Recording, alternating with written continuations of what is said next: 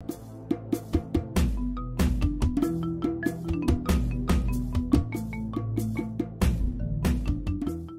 Conseil des ministres s'est réuni ce vendredi 29 décembre 2023 sous la présidence de son Excellence le président de la transition, le capitaine Ibrahim Traoré, chef de l'État.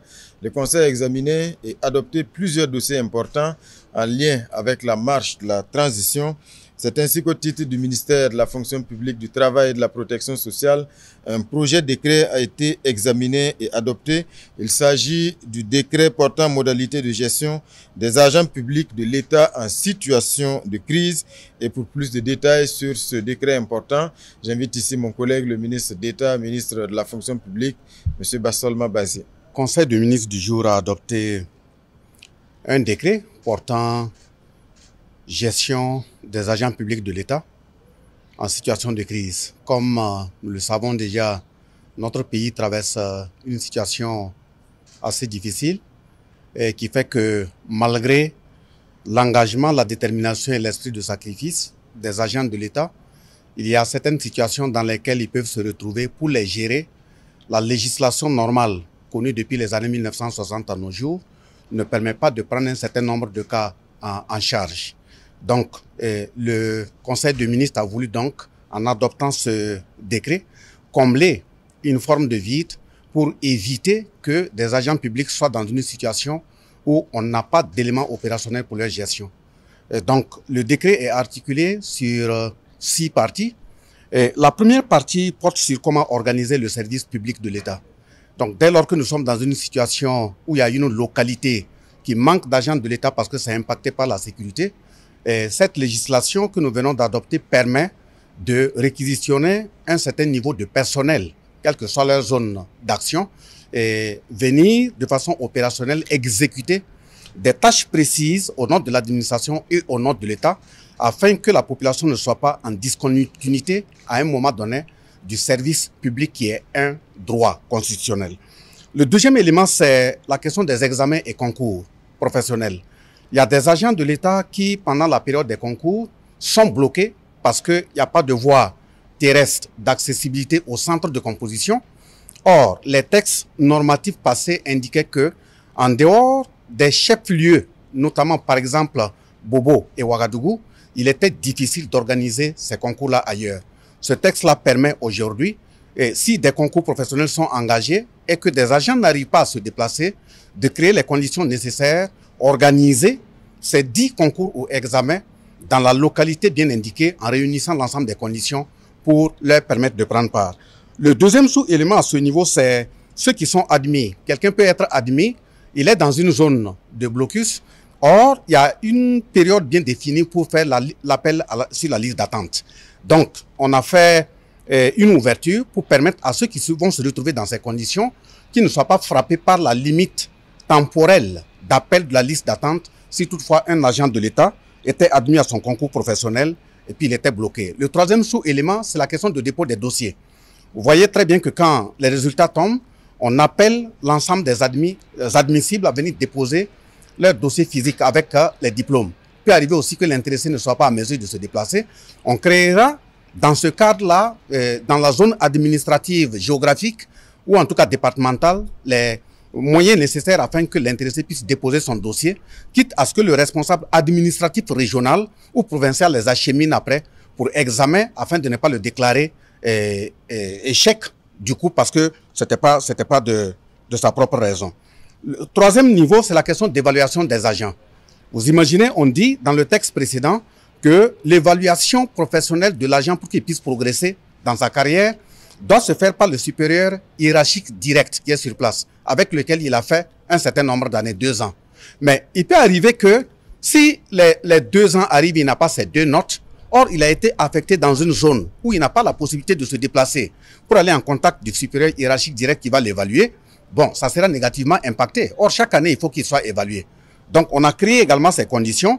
Si toutefois un agent, pour des raisons d'insécurité, n'arrive pas à être évalué, le supérieur hiérarchique direct fait un rapport synoptique sur la situation et en principe, l'agent a d'office 8 sur 10. Mais il faudrait que ce soit à travers des preuves qui indiquent, des preuves irréfutables qui indiquent que c'est lié à l'insécurité qui fait que l'agent n'arrive pas à se déplacer et que l'évaluation n'a pas pu être faite.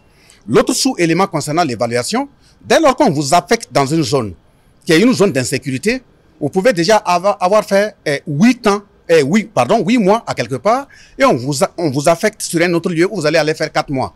Donc si on s'en tient à l'ancien texte, il faut forcément se déplacer, repartir là où vous étiez pour faire votre évaluation.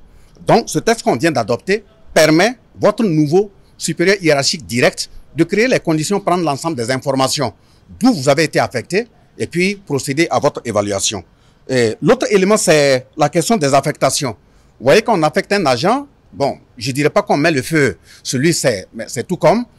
Souvent, le texte ancien ne permet pas de tenir compte que l'agent peut être dans une situation où ce n'est pas de sa faute. Ce n'est pas qu'il ne veut pas rejoindre. Voilà, le chemin par lequel il doit rejoindre peut ne pas être disponible. Et par conséquent, on a créé les conditions nécessaires pour que les délais, et pour commencer à faire des communiqués d'appel et de mise en demeure là, soient revus afin que l'agent ne soit pas mis sous pression. Le cinquième élément, c'est la protection de l'agent. Il y a des agents publics qui sont frappés par des tortures, même si ce ne sont pas des blessures physiques. On fait une attaque d'un service, l'intéressé se retrouve dans la nature avec sa famille, lui-même il souffre moralement, la famille souffre moralement, psychologiquement, l'État n'est pas en mesure de suivre et de réunir les conditions nécessaires pour veiller à la santé psychologique et physique de cet agent. Donc ce texte également permet de le faire et qu'au-delà de l'agent, s'il y a des éléments de sa famille qui vivaient avec lui, qui ont été impactés par les mêmes conséquences des impacts, ces éléments également sont pris en charge. S'il y a des blessures physiques, ce n'est pas à l'agent d'aller faire la visite médicale à ses propres frais.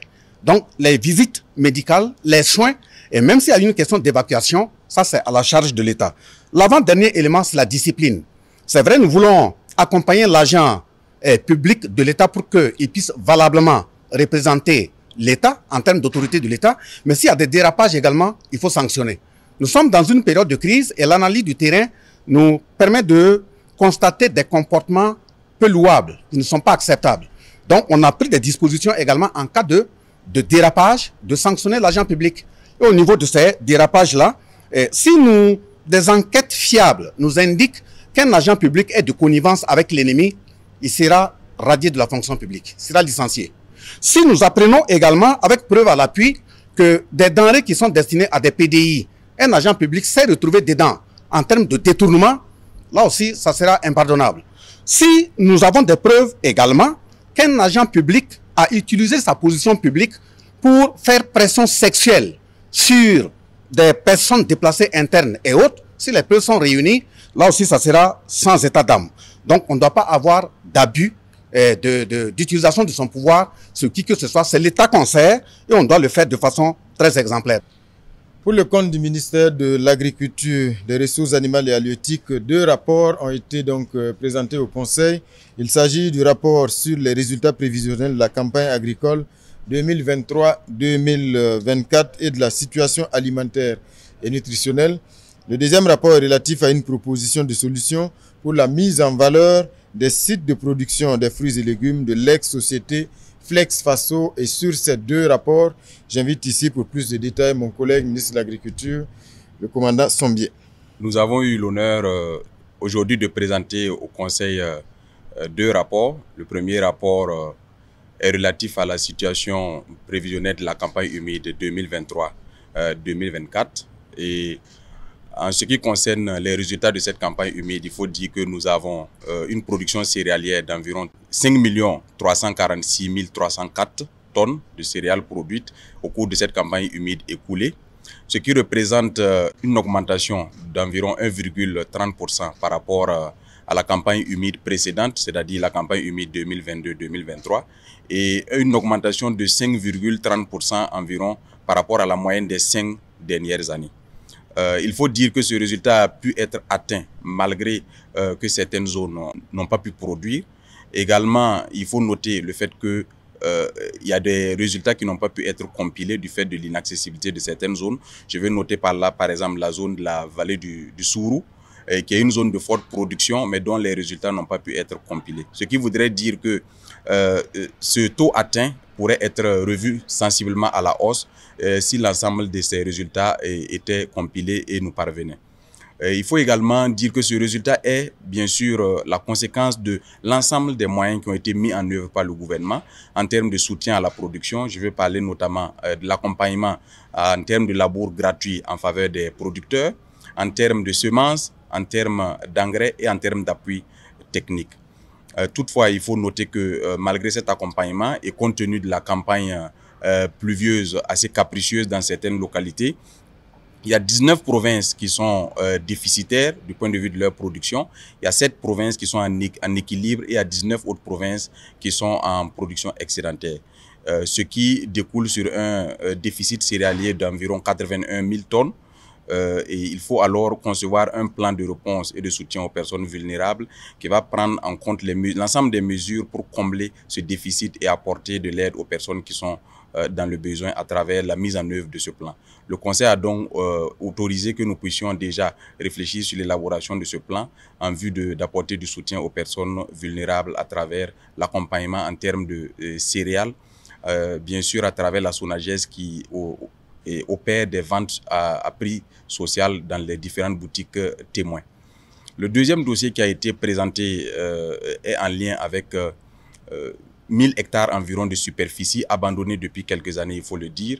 Et pour faire l'historique, il faut rappeler que c'est en septembre dernier, lors de mon passage à Kourion, que les populations de la localité ont attiré l'attention sur un certain nombre de manquements qui leur ont privé d'accès à leur superficie d'exploitation, qui ont initialement été octroyés par ces mêmes populations au profit du projet fruitier qui a été mis en œuvre dans les années 1976, qui avait pour ambition de développer un certain nombre de productions fruitières et permettre à ce que ces types de fruits-là puissent se retrouver aujourd'hui dans nos assiettes, comme il faut le dire. Ce projet s'est ensuite muté au début des années 80 en projet Flex Faso, qui, à l'occasion du programme d'ajustement structurel, a été privatisé. Et suite à la privatisation, l'exploitation qui a été faite de ce projet n'a pas été bien assurée, ce qui a conduit à un passif assez lourd et qui a abouti finalement à un processus de liquidation de ce projet, des biens de ce projet bien sûr, dans les années 2007. Et cette liquidation a consacré en fait l'attribution de ces superficies à des acquéreurs qui les ont abandonnées depuis un certain temps. Il se retrouve donc plus de 500 hectares d'anacardiers abandonnés, non exploités, et également plus de 500 hectares dans la zone de Yendéré qui sont abandonnés et qui étaient utilisés pour la production fruitière, notamment les agrumes. Le Conseil a donc autorisé que des dispositions soient prises immédiatement pour mettre en exploitation ces superficies qui, je le rappelle, portent sur près de 1000 hectares et en collaboration bien sûr avec les populations locales pour remettre ces populations au travail en les organisant sous forme de coopératives. Et il faut dire que cela va constituer une bouffée d'oxygène pour les populations de la localité qui étaient, il faut le dire, désabusées du fait de ces différentes exploitations dont elles ont été privées pendant plusieurs décennies.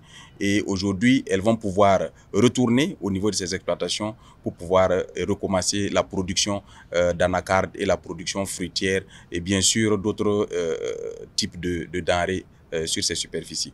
Voilà donc pour ces grands dossiers qui ont été examinés et adoptés aujourd'hui en Conseil des ministres. D'autres dossiers également ont fait l'objet d'adoption. Merci.